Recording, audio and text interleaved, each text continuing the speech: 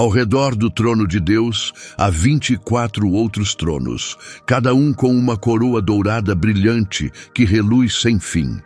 Vestidas de branco resplandecente, 24 figuras se sentam em silêncio, segurando as orações de incontáveis almas. Há 2000 anos, ninguém conseguiu dizer com certeza quem são elas. Seriam anjos com conhecimento antigo ou pessoas que já superaram o impossível? Hoje à noite, o mistério se revela, e o que você está prestes a descobrir pode mudar a maneira como você ora, enfrenta a dor e espera pela esperança. Porque se eles já estão assentados ali, então o seu lugar também está reservado. Imagine um silêncio mais profundo do que qualquer coisa que você já tenha imaginado. Uma quietude tão completa que nem mesmo os anjos ousam falar. João, o último apóstolo vivo, está sozinho, exilado numa ilha estéril de pedra e sal, chamada Patmos. Ele está de joelhos não por escolha, mas esmagado pelo peso do que viu. Uma visão que nenhum profeta antes dele tinha testemunhado com tanta clareza. Seus olhos já não veem mais as paredes da prisão de Roma. Ele vê outra coisa, outro mundo. O céu se abre diante dele como uma ferida feita de luz. Ele é atraído para cima, puxado através de camadas de existência para as quais as palavras humanas não têm nomes. A primeira coisa que ele vê é um trono. Em Apocalipse, capítulo 4, versículo 2, ele diz: imediatamente fui arrebatado pelo Espírito, e havia um trono no céu, e alguém estava sentado nele. Mas esse não é um assento qualquer, é o centro de toda a criação.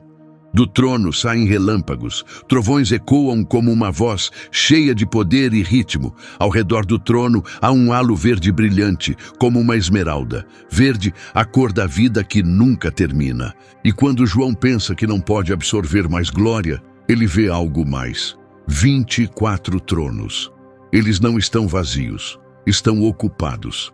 24 anciãos, sentados em um círculo perfeito, como um conselho celestial reunido para uma decisão que afetará toda a história. Cada um veste uma túnica branca que brilha com uma luz além da luz terrena. Cada um tem uma coroa de ouro, não uma coroa de nascimento, mas uma coroa conquistada. Em grego, a palavra é Stéphanos, a coroa daquele que venceu. João luta para respirar. Quem são essas figuras sentadas tão perto do Todo-Poderoso? Isso não é apenas um detalhe de fundo, é uma mensagem revelada, porque nos escritos de Daniel e Isaías, sempre que um profeta via o trono de Deus, ele nunca o via sozinho. Em Daniel, capítulo 7, versículo 9, ele escreve: foram colocados tronos, e o ancião de dias se assentou. Livros foram abertos, e o julgamento começou.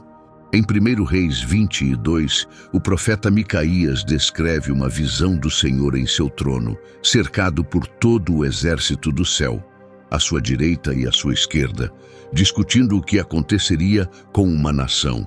O trono de Deus sempre foi um lugar de julgamento e decisões que moldam reinos. Mas agora, algo mudou. Os assentos não estão sendo arrumados, já estão ocupados. Os anciãos não estão observando à distância, eles estão envolvidos. E quando João tenta entender tudo isso, uma daquelas 24 figuras faz algo inesperado. Ele se inclina e fala com ele.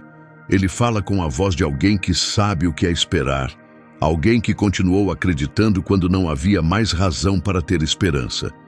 Seu tom não é como o de um anjo que nunca vacilou, é a voz de alguém que suportou. E aqui começa o enigma que intriga estudiosos, pastores e cristãos há 2000 anos. Quem são esses 24 anciãos? Poderiam ser anjos com papéis além da compreensão humana? Ou seriam algo muito mais pessoal, mais inspirador e difícil de ignorar?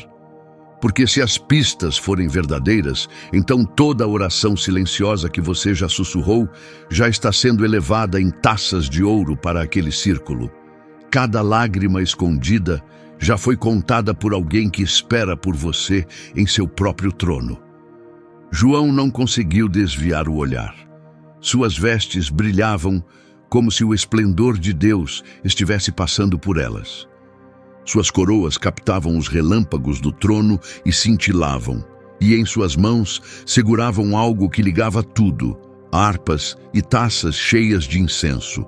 Não eram apenas símbolos, eram instrumentos de louvor profético e batalha espiritual. O texto é claro. Essas taças estão cheias das orações dos santos.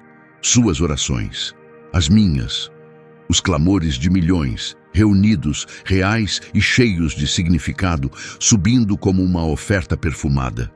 Então o cordeiro, aquele que havia sido morto, avança para tomar o rolo selado. E naquele momento, os 24 anciãos caem ao chão. Eles começam a cantar uma canção completamente nova. Suas vozes rompem o silêncio do céu, e as palavras que pronunciam jamais poderiam ser plenamente compreendidas por anjos. Tu és digno de tomar o livro e abrir os seus selos.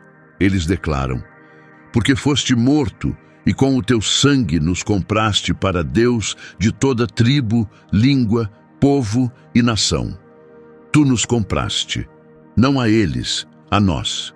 Essa única palavra muda tudo, porque anjos não são redimidos. Eles nunca pecaram, nunca souberam o que é estar perdido, nunca precisaram ser salvos. Mas esses anciãos cantam como parte da história da salvação. E se foram redimidos, então não começaram no céu. São pessoas que chegaram lá, vencedores que perseveraram, crentes que permaneceram fiéis até receberem suas coroas. O mistério se aprofunda como uma névoa sagrada. Se são humanos, como já estão assentados? Se a ressurreição final ainda não aconteceu? Se são anjos, por que usam coroas prometidas apenas àqueles que vencem pela fé? Se são símbolos, por que agem, falam, sentem e adoram com tanta vida? Essa pergunta percorre todos os capítulos do Apocalipse. E quando a verdade finalmente emergir nas entrelinhas, ela não revelará apenas quem eles são, revelará quem você está destinado a se tornar. Alguns números na Bíblia são usados para dar ênfase, mas outros fazem parte da própria estrutura do plano de Deus. 24 não é uma escolha aleatória, é uma mensagem oculta, escrita 1000 anos antes da visão de João, quando Davi estabeleceu o padrão que um dia ecoaria no céu.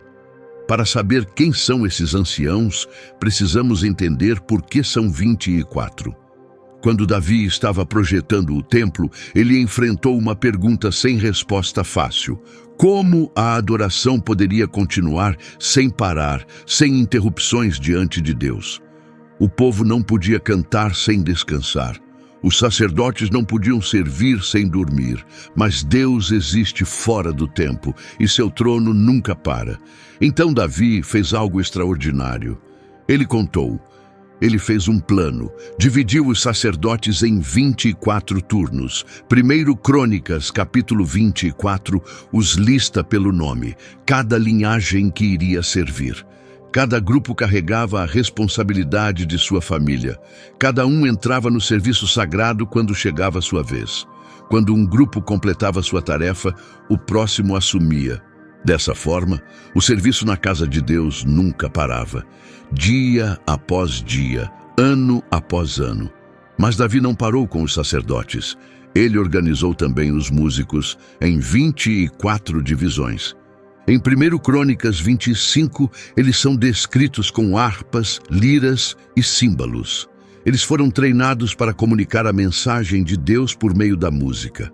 Não eram apenas cantores, eram profetas usando melodia para revelar a verdade. Imagine o nascer do sol nos portões do templo.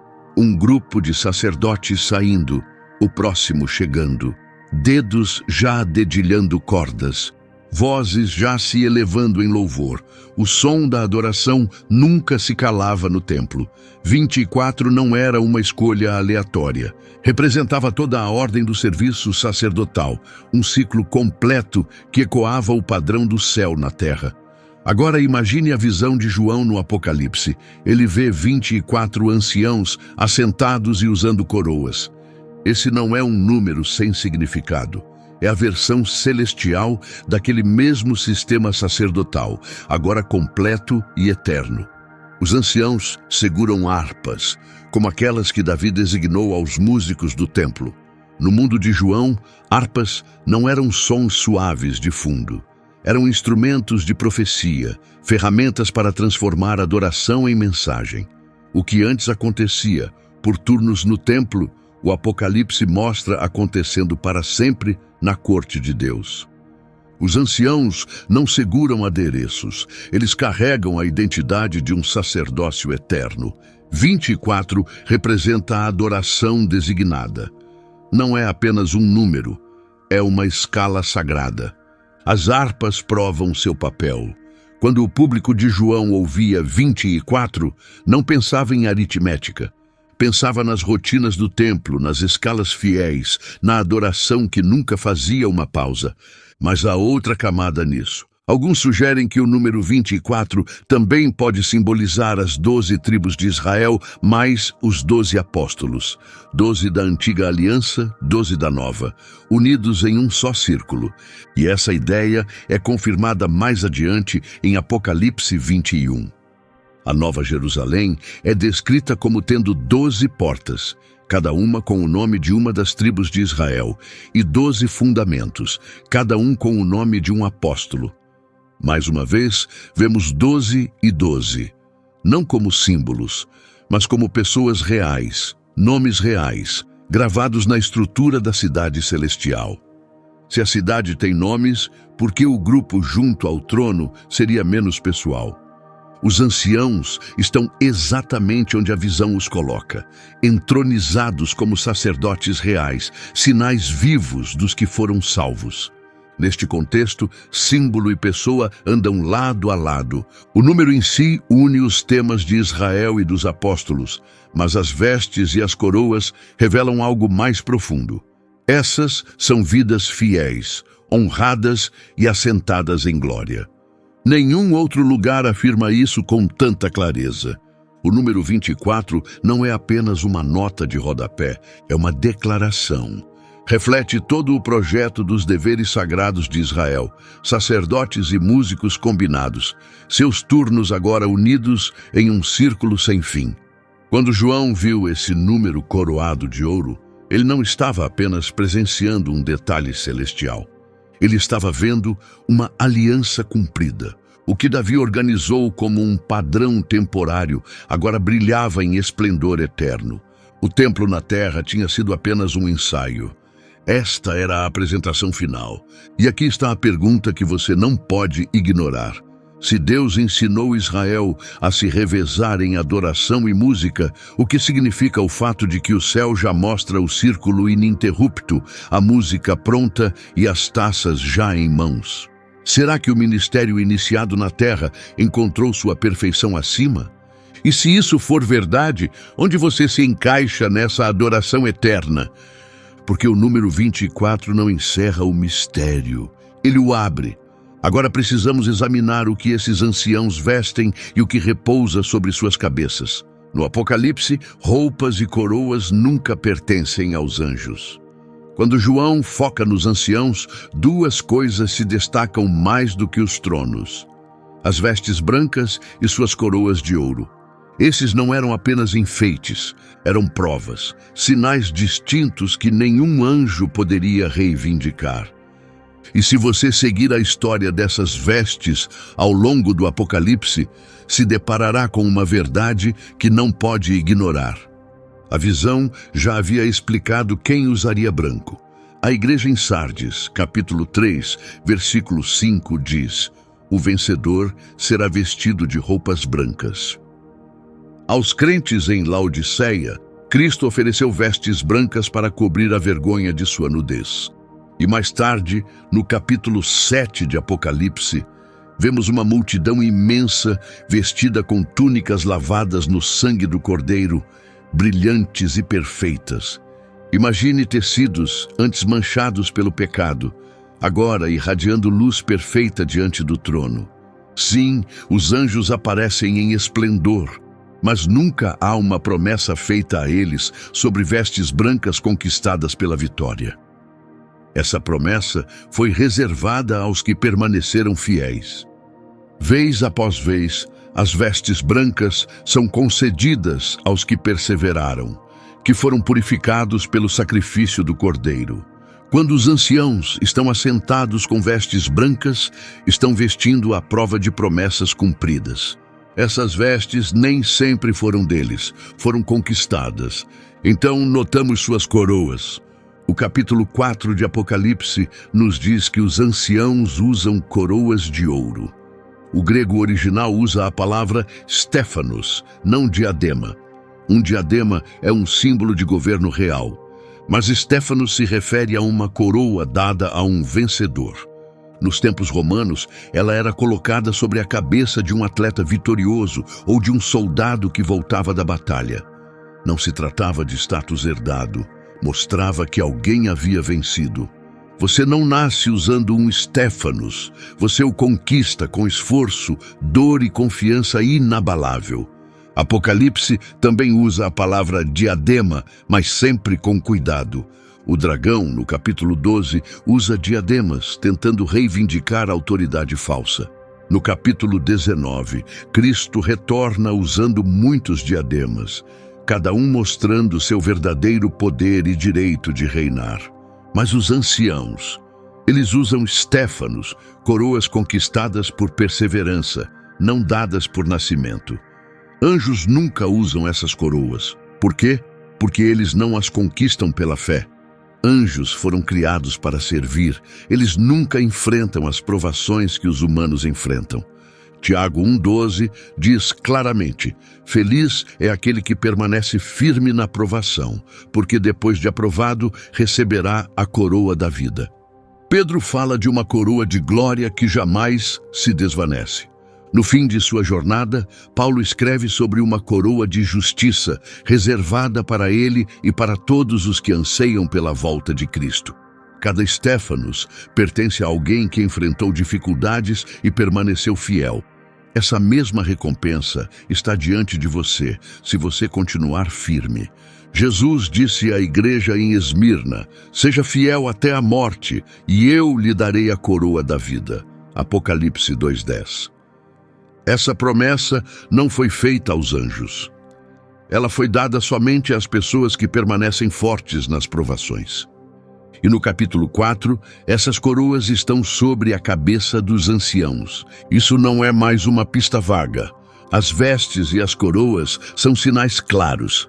Elas coincidem exatamente com as palavras que Jesus dirigiu aos seus seguidores. Mas há algo ainda mais poderoso nesse momento. As coroas não são usadas como troféus para exibir. Apocalipse 4,10 descreve um gesto que encerra qualquer debate. Os 24 anciãos se prostram diante daquele que está sentado no trono, aquele que vive para sempre, e lançam suas coroas diante dele. Eles colocam seus stéfanos aos seus pés. A vitória deles se torna uma oferta de louvor. Esse ato é profundamente pessoal e cheio de significado. Esses anciãos se lembram do preço dessas coroas. E mais ainda, lembram-se de quem tornou possível a vitória. Eles devolvem as coroas como um presente, reconhecendo que toda vitória pertence ao Cordeiro. O contraste não poderia ser mais claro. Em Apocalipse, coroas nunca são associadas a anjos. Elas são a recompensa daqueles que permaneceram fiéis. Não são enfeites simbólicos, são conquistas obtidas na luta. Essas coroas não são herdadas, são conquistadas. E aqui está a verdade que precisa atravessar você como uma espada flamejante. Se os anciãos usam vestes prometidas aos vencedores e coroas que só são dadas a quem resiste nas provações, então eles não podem ser anjos. Anjos nunca foram salvos, porque nunca precisaram ser salvos. Eles nunca se desviaram para o pecado. Nunca lhes foram prometidas vestes brancas por fidelidade. Nunca lhes foi oferecido um stéfanos por suportar o sofrimento. Cada parte da aparência dos anciãos deixa claro: Eles são pessoas glorificadas, resgatadas pelo Cordeiro, provadas no mundo, recompensadas no céu, assentadas como vencedores.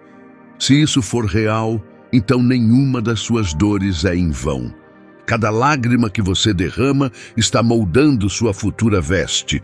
Cada escolha silenciosa de confiar no escuro está formando o ouro da sua coroa. O que eles agora vestem também será seu, se você permanecer leal. Mas a história não termina aqui. O que eles dizem a seguir revela ainda mais, e suas palavras eliminam qualquer dúvida sobre sua identidade. O momento em que o Cordeiro toma o livro selado, no capítulo 5, é carregado de poder. Ninguém é achado digno, nem nos céus, nem na terra, nem debaixo da terra. João, o último testemunho vivo de Jesus, começa a chorar. Soluços profundos que sacodem seu peito. É o choro de um profeta que vê o tempo fechado, selado, sem esperança de libertação. Então, no silêncio que se segue, alguém se aproxima. Não é um anjo, não é um dos 4 seres viventes, é um ancião, um dos 24.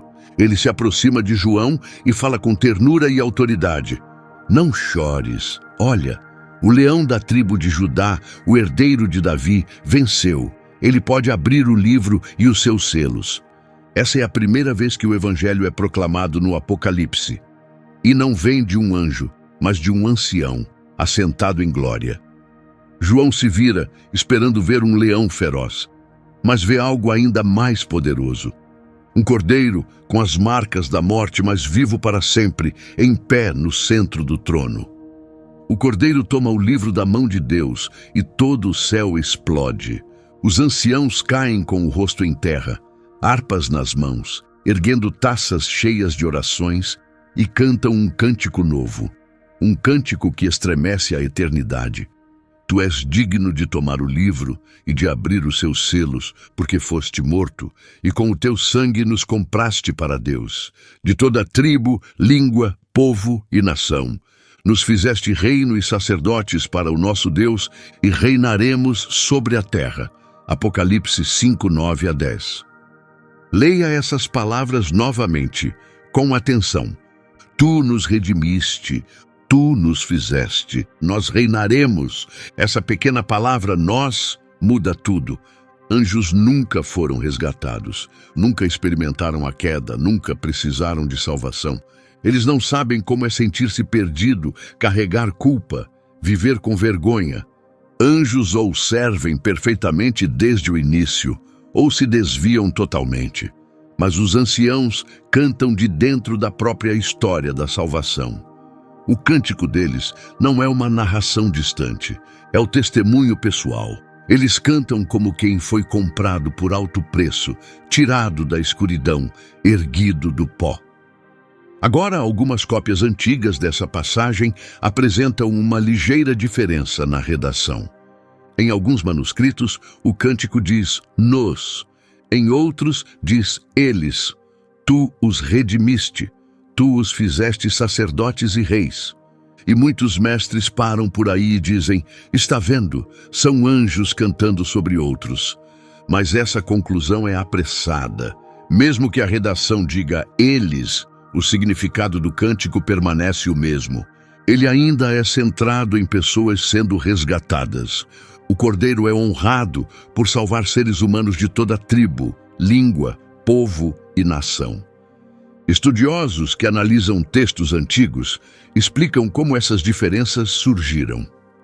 Versões iniciais do Apocalipse foram copiadas e compartilhadas em muitos lugares.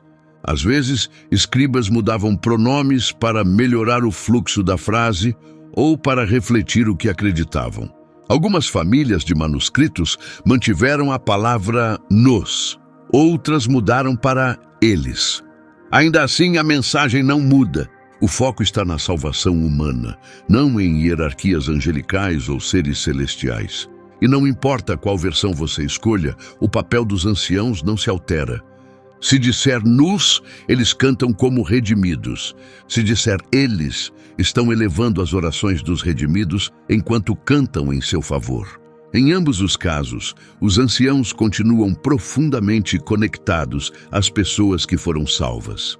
Eles não estão separados, eles não estão distantes, eles fazem parte da mesma história de resgate. Aqui está o que muitos não percebem. Essa leve diferença de redação torna a imagem ainda mais clara. Ela não enfraquece o argumento, ela o afia como uma lâmina. Se os anciãos se incluem no cântico, então são humanos redimidos, agora assentados como sacerdotes no céu. Se cantam por outros, estão agindo como intercessores. E esse é um papel dado aos sacerdotes, não aos anjos. Anjos entregam mensagens, anjos batalham. Mas sacerdotes se colocam na brecha, erguendo orações e oferecendo adoração. Não importa qual versão do texto você siga, o destino é o mesmo. Os anciãos pertencem aos redimidos. Eles fazem parte desse povo. Eles compartilham da mesma redenção. Não são espectadores distantes observando do alto. São vencedores, assim como você, que passaram pelo mesmo fogo que você agora enfrenta. Eles choraram as mesmas lágrimas. Gritaram as mesmas perguntas para um céu que parecia silencioso. Mas agora estão assentados em vitória, usando coroas, cantando com alegria que cada momento valeu a pena. O cântico deles não é louvor distante, é pessoal, é adoração ligada às vidas dos resgatados pelo Cordeiro. Cada oração sobe das taças de ouro que os anciãos seguram. A única dúvida restante é se eles cantam de dentro da história ou como observadores de fora. Mas em ambos os casos são membros do mesmo grupo sacerdotal. Fazem parte do mesmo futuro prometido por Deus. E essa verdade deve encher seu coração de esperança, porque se eles foram um dia pessoas como você, que permaneceram fiéis em meio à dor, então sua luta agora não é o fim. É o fogo moldando sua coroa. Cada vez que você resiste à tentação, cada vez que você escolhe perdoar, mesmo quando guardar mágoa parece mais justo, cada momento em que você confia em Deus, quando sua mente diz para desistir, essas escolhas estão escrevendo a letra do cântico que um dia você cantará ao lado deles. Mas o contraste mais poderoso ainda está por vir. Quando você reconhece o que os anjos nunca são mostrados usando, a identidade dos anciãos se torna inconfundível. A linha entre servo e herdeiro brilha com clareza. Uma palavra grega faz essa diferença: Stéphanos.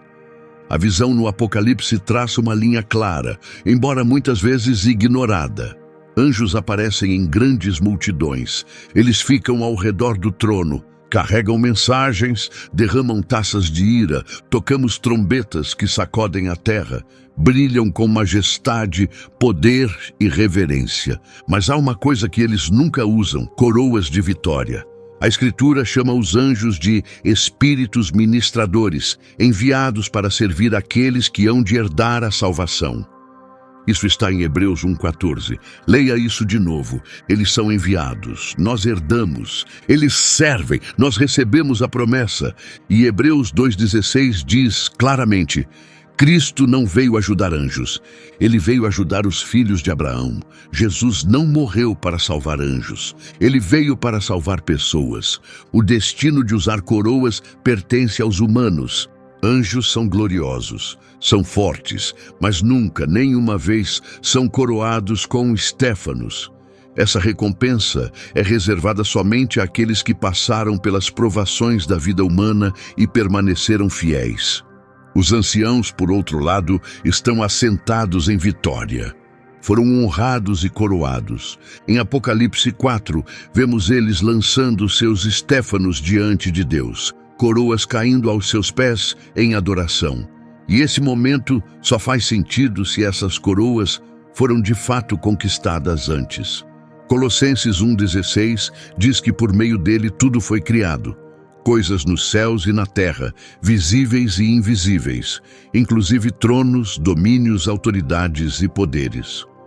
O céu está cheio de tronos. A Escritura reconhece que há uma ordem estruturada no mundo espiritual. Mas quando o Apocalipse fala de coroas, faz isso com intenção clara. Anjos estão organizados em hierarquias. Os anciãos, no entanto, são mostrados não apenas assentados, mas coroados. Podem existir muitos tronos, mas Estéfanos é algo raro, algo especial e claramente separado. Essa diferença importa profundamente. É aqui que séculos de confusão finalmente se desfazem. Por gerações, as pessoas confundiram anjos com anciãos, não por maldade, mas por hábito. Leituras apressadas levaram à suposição de que toda figura no céu devia ser angelical. Mas o projeto de Deus no céu não é descuidado. Anjos são ajudantes poderosos, mensageiros majestosos. Mas a recompensa que vem por suportar sofrimento nunca foi destinada a eles. Essa honra pertence aos anciãos. Eles refletem o futuro que Jesus anunciou. Uma promessa feita não a espíritos eternos, mas a pessoas que sangram, que sofrem, que sentem medo, que precisam escolher continuar. Anjos nunca enfrentam a morte. Eles não são provados da mesma forma que nós. Sua obediência está inserida em sua criação. Mas a nossa lealdade nasce da dor. Lançar coroas só faz sentido quando essas coroas foram conquistadas primeiro. Não são anjos, abrindo mão de algo que sempre lhes pertenceu. São almas redimidas, oferecendo de volta o que lutaram para receber. Coroas conquistadas pela fé, depositadas em honra ao verdadeiro vencedor. A adoração deles não é apenas admiração, carrega o peso de uma história vivida, uma jornada concluída, uma luta vencida. Talvez você nunca tenha ouvido essa distinção explicada com tanta clareza. Anjos servem fielmente, mas apenas os redimidos lançam coroas que ganharam com perseverança. Essa adoração é mais do que reverência. Ela é impregnada de gratidão e assombro. É a voz de alguém que atravessou o deserto e finalmente chegou ao descanso. Alguém que estava perdido e agora está em casa. Alguém que esteve morto e agora vive para sempre. Se o céu segue uma ordem divina, então essa ordem merece ser claramente compreendida. Anjos se movem com brilho e poder, mas os anciãos não são apenas auxiliares em uma grande corte.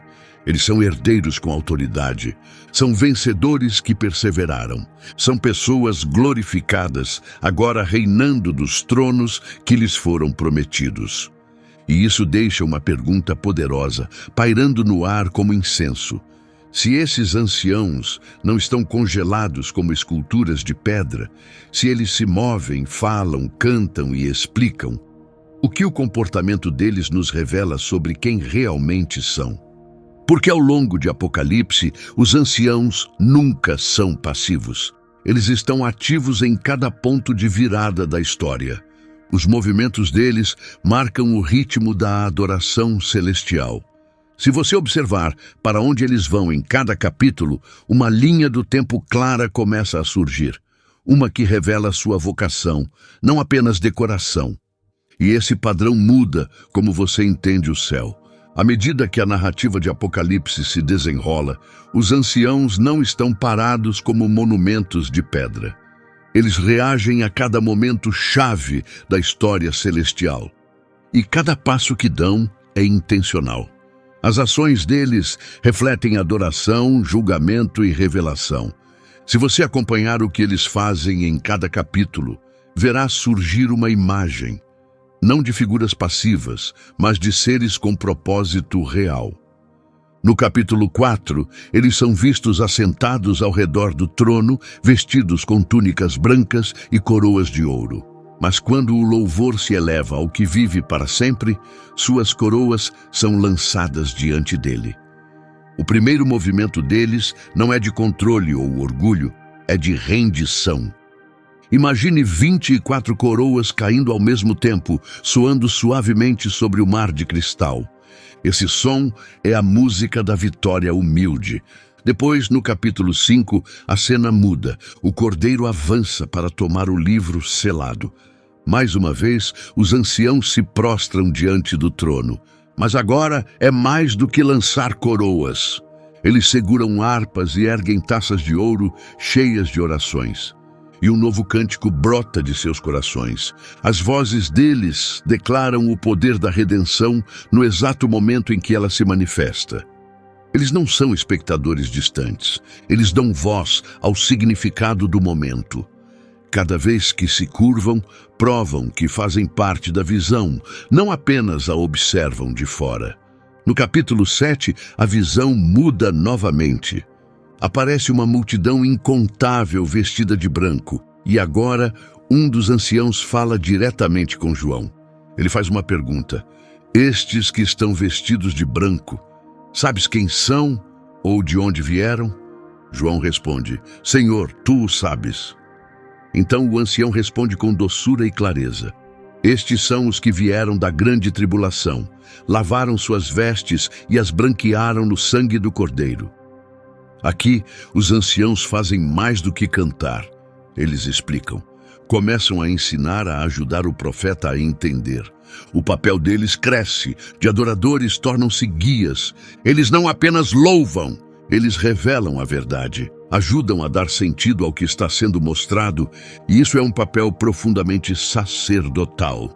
No antigo Israel, os sacerdotes não apenas ofereciam sacrifícios, eles também ensinavam o povo as leis de Deus. Ajudavam os outros a entender os mistérios do divino.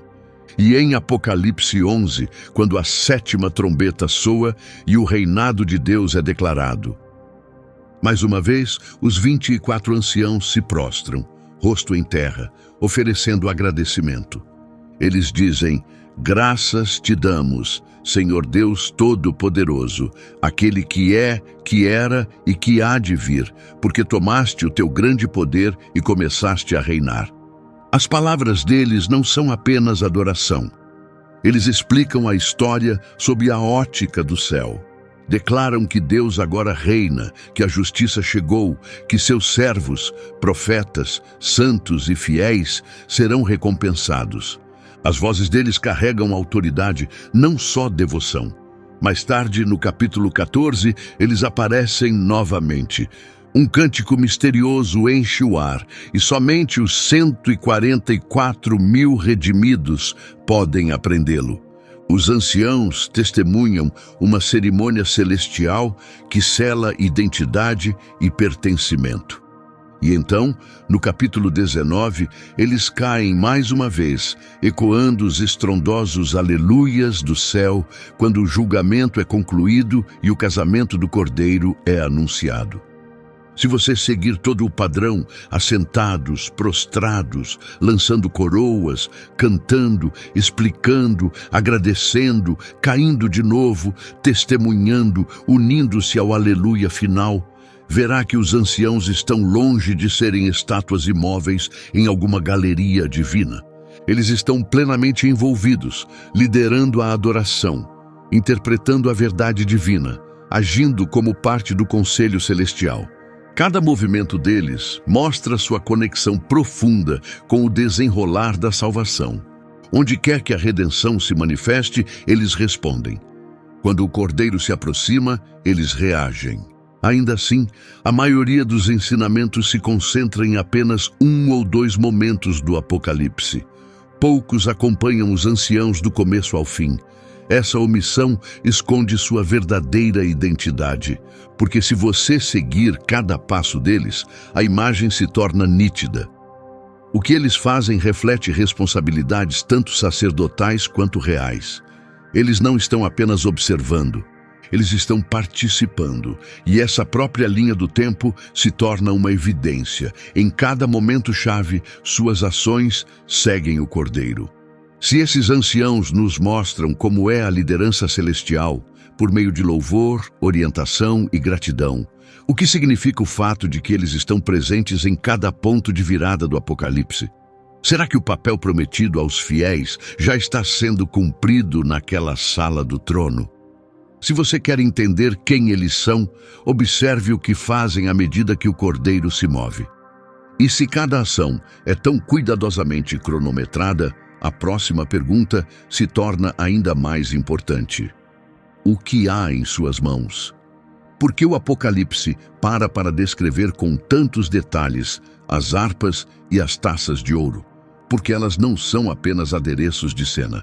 São instrumentos sagrados, ferramentas com um propósito. E esse propósito se conecta diretamente a você. No capítulo 5 do Apocalipse, a descrição é específica, quase como uma prova em tribunal. Quando o Cordeiro tomou o livro, os 4 seres viventes e os 24 anciãos prostraram-se diante dele. Cada um tinha uma harpa e taças de ouro cheias de incenso, que são as orações dos santos. Imagine os anciãos reunidos em círculo, prontos para tocar, levantando taças brilhantes enquanto uma fumaça suave sobe em direção ao trono. Esses não são enfeites, eles não são apenas símbolos. São realidades sagradas levadas do templo para a sala do trono celestial. Para entender seu significado, precisamos olhar para trás e ver como funcionava a adoração em Israel antigo.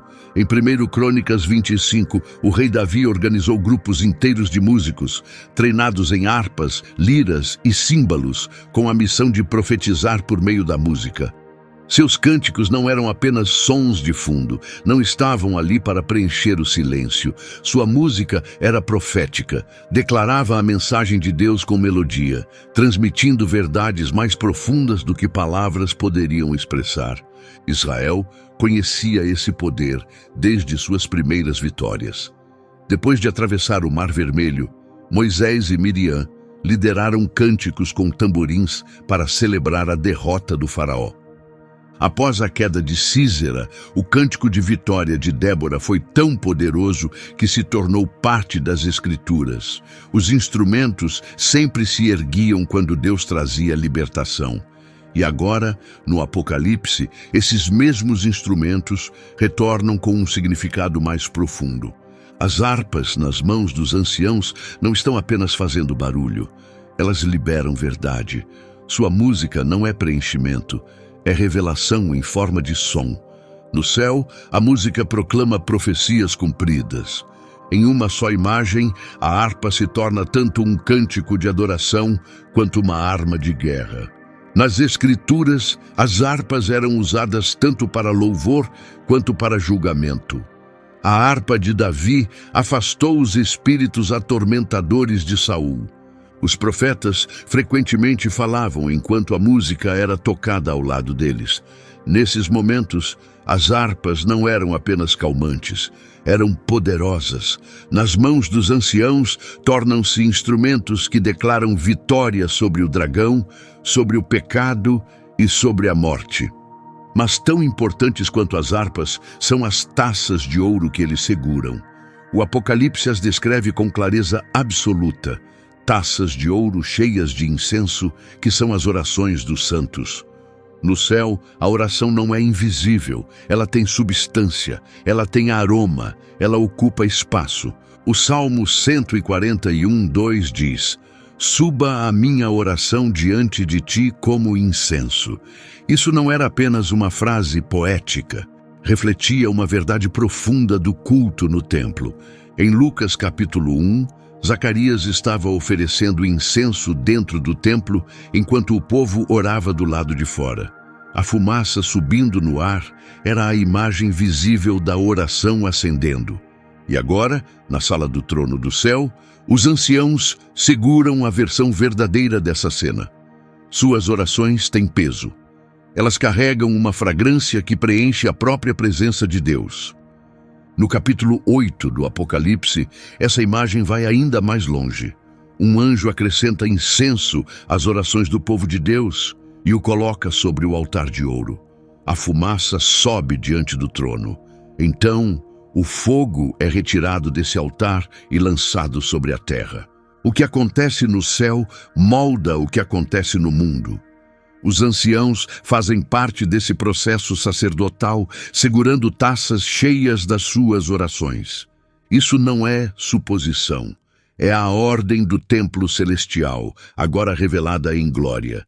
Instrumentos usados para falar a palavra de Deus. Taças, usadas para carregar orações. A música e o incenso no Apocalipse não são apenas toques artísticos. Eles revelam um propósito sagrado. Os anciãos atuam como sacerdotes, segurando os mesmos objetos que um dia encheram o Templo de Salomão. Aquilo que os antigos sacerdotes carregavam em sombras, eles agora carregam na luz diante do trono. Muitos leitores passam rápido por esses detalhes, como se fossem apenas imagens poéticas na visão de João. Mas o Apocalipse os nomeia claramente, com palavras específicas e intencionais. E quando você diminui o ritmo para realmente enxergar, a imagem se torna inegável. Os anciãos não são decoração celestial. Eles são sacerdotes ativos na adoração do céu.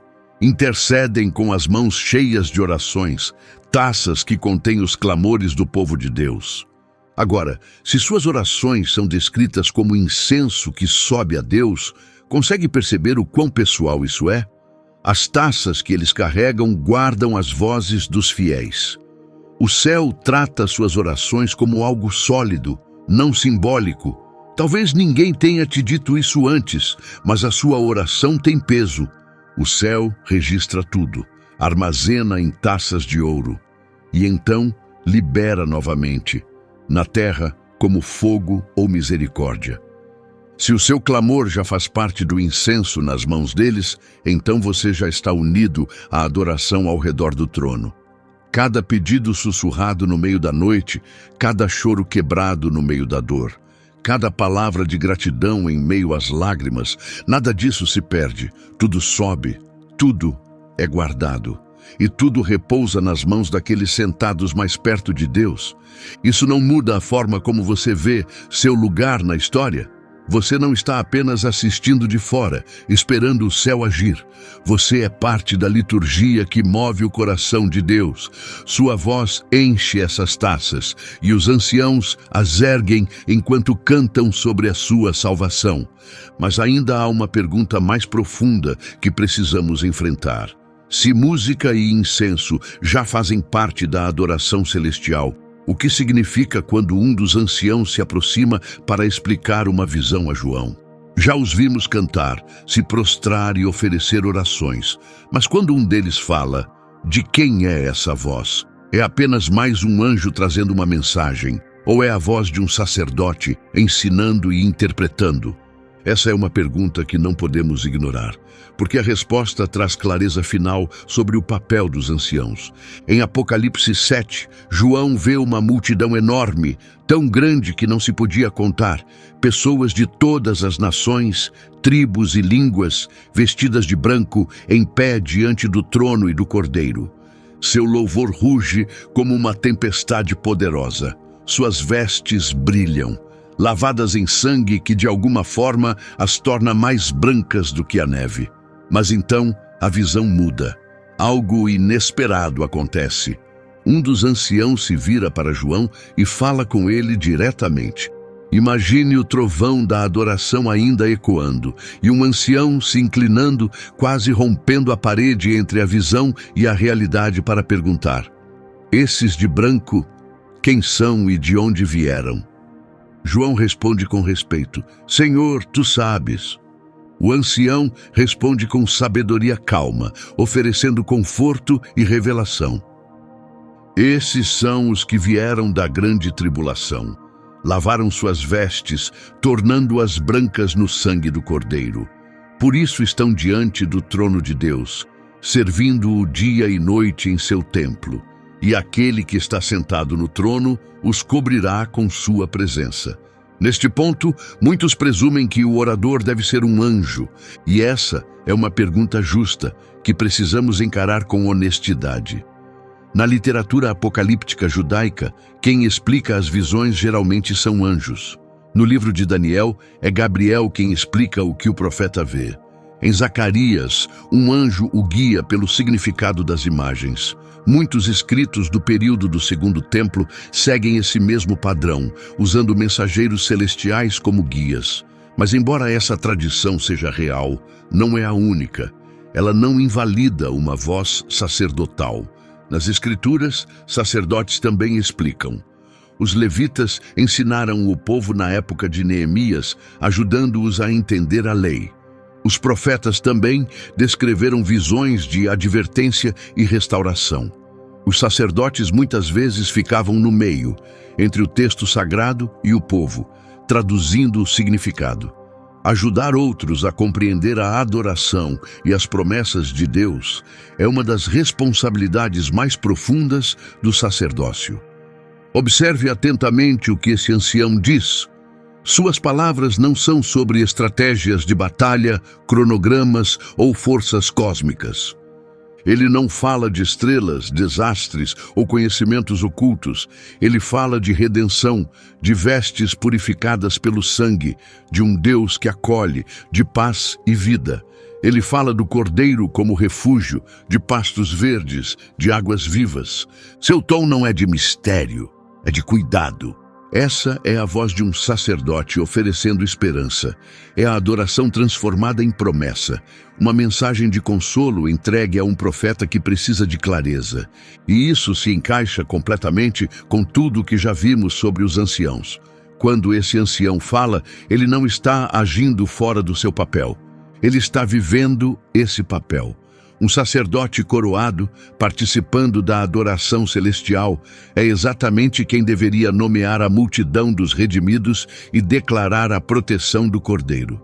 Sua mensagem se encaixa perfeitamente no padrão que seguimos através do Apocalipse: adoração, intercessão, entendimento e proclamação. Os anciãos não apenas cantam ou se curvam em silêncio. Eles falam, ajudam a dar sentido à visão. E só alguém que viveu a história poderia fazer isso. Sacerdotes não apenas adoram, eles explicam o sagrado, ajudam o povo a saber o que é puro e o que não é, quem está perdido e quem foi salvo. E aqui, neste momento, é exatamente isso que o ancião faz. Ele define a multidão. Revela seu passado, fala de sua transformação, fala de seu futuro com a voz de quem conhece o caminho, porque já o percorreu. Se você nunca ouviu isso antes, pare e pense no que isso significa. Os anciãos não são apenas líderes de louvor numa liturgia celestial. Eles também declaram verdades sobre a redenção. Suas palavras carregam peso, peso doutrinário, peso teológico.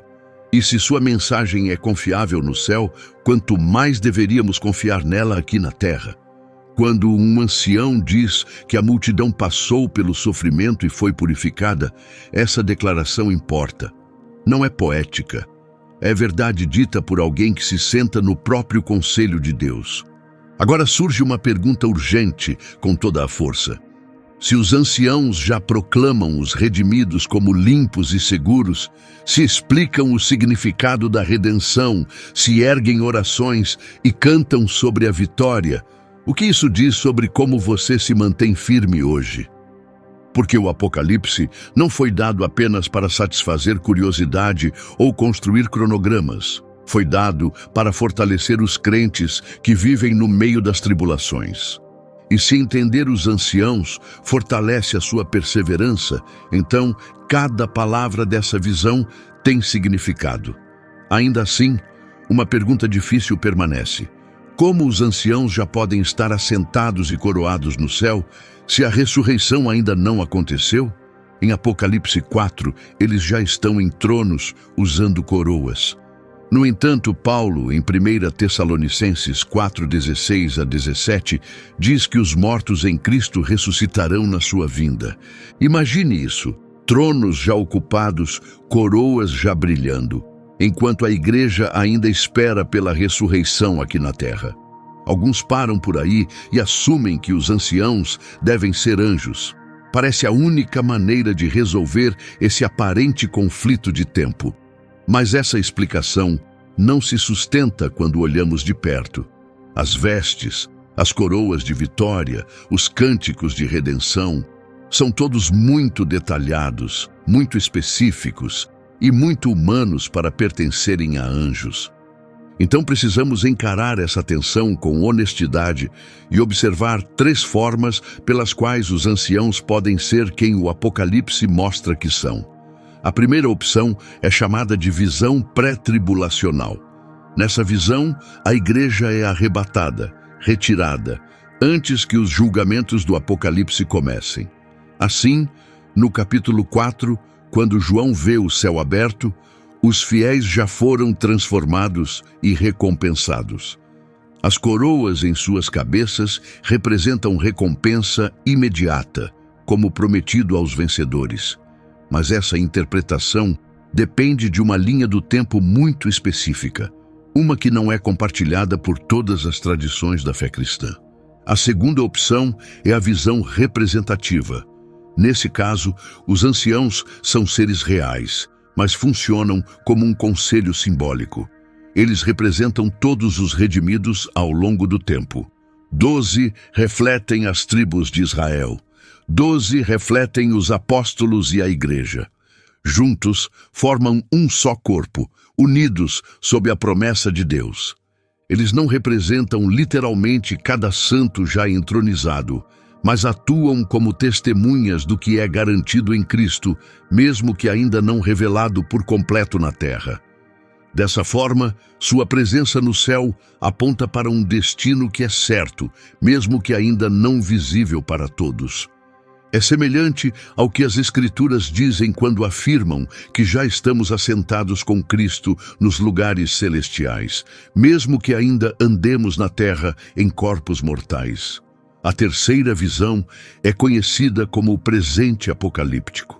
Em visões ao longo das Escrituras, o futuro muitas vezes é mostrado como se estivesse acontecendo agora. Uma cena pode revelar o amanhã usando a linguagem do hoje. Em Hebreus 12, 22 a 24, os crentes são descritos como já tendo chegado a Jerusalém celestial, juntando-se aos anjos e à assembleia dos inscritos nos céus. Em Romanos 8:30, Paulo diz que os que foram justificados também foram glorificados, como se já estivesse completo. Essa visão sugere que João está vendo a entronização futura dos fiéis revelada no tempo presente. Isso porque as visões apocalípticas não seguem uma linha do tempo rígida. Elas mostram verdades eternas, onde o tempo colapsa e todas as coisas se encontram na presença de Deus, passado, presente e futuro, vistos juntos diante do trono. Cada uma dessas três visões oferece uma explicação diferente sobre o tempo, mas todas concordam sobre a identidade central dos anciãos. Em todos os casos, os anciãos estão assentados, coroados, vestidos de branco e cantando o cântico dos redimidos. O objetivo da visão de João não é traçar a história como um calendário, é revelar a verdade divina, mostrar o que é real no céu, o que é prometido na terra e o que está totalmente seguro em Cristo. Se os anciãos já estão assentados como um sacerdócio real, isso não é confusão de tempo. É uma perspectiva celestial que traz clareza. Os anciãos são um vislumbre do que a igreja está se tornando, seja a partir de um futuro completo, uma representação simbólica ou uma realidade arrebatada. A linha do tempo serve à mensagem, não o contrário. E a mensagem é clara como cristal. Os redimidos por Cristo reinarão como sacerdotes e reis diante do trono. Essa promessa é tão certa que o céu já a exibe como concluída, tão sólida que João a vê se desenrolando agora, tão segura que nenhuma dúvida sobre o tempo pode abalá-la. A visão do trono não foi feita para te dar datas, foi feita para te mostrar o seu destino, para mostrar quem você realmente é em Cristo. E quando você vê isso com clareza, isso precisa mudar a forma como você vive hoje. Porque se os anciãos refletem o futuro da igreja, então cada decisão fiel que você toma agora está tecendo as vestes brancas que você vestirá então. Cada sacrifício oculto está moldando a coroa que um dia você lançará diante do trono. Cada oração que você sussurrou, mesmo aquelas que parecem sem resposta, está enchendo uma taça de ouro que será derramada no tempo perfeito. Mesmo antes de João escrever o Apocalipse, escritos judaicos do período do Segundo Templo já sonhavam com uma adoração celestial com ordem e estrutura. Esse contexto nos ajuda a ver os anciãos não como algo novo ou estranho, mas como o cumprimento de uma antiga esperança, agora centralizada e transformada pelo Cordeiro que reina no coração do trono. A visão se desvanece, mas o livro do Apocalipse continua com selos, trombetas, pragas e julgamentos. Ainda assim, o círculo dos 24 anciãos permanece, assentados, usando coroas, cantando. Sua presença não é um mistério confuso feito para nos deixar perplexos. É uma mensagem divina feita para mexer com nossos corações. Uma promessa forte o suficiente para nos sustentar quando tudo ao redor treme. João viu esses anciãos já vestidos de branco, já coroados com ouro, já entoando o cântico dos salvos. Eles não foram colocados ali para iniciar debates teológicos. Eles eram uma mensagem viva para uma igreja sofrida, um lembrete de que permanecer fiel não leva à morte, leva à glória, leva a um trono. O Cordeiro que abriu o livro selado levantou um povo para se assentar perto dele, e a melodia que eles cantam é o hino dos que foram salvos por seu sacrifício. Tu nos resgataste para Deus com teu sangue. Tu nos fizeste reis e sacerdotes, e reinaremos sobre a terra. Essas palavras não são um sonho distante. Elas estão vivas agora. Eles já estão ecoando. Já moldam quem somos, já anunciam para onde estamos indo. Essa é a mesma promessa feita à igreja desde o início. Apocalipse capítulo 1, versículo 6 diz: Aquele que nos ama e nos libertou dos pecados com seu próprio sangue e nos fez reis e servos para seu Deus e Pai.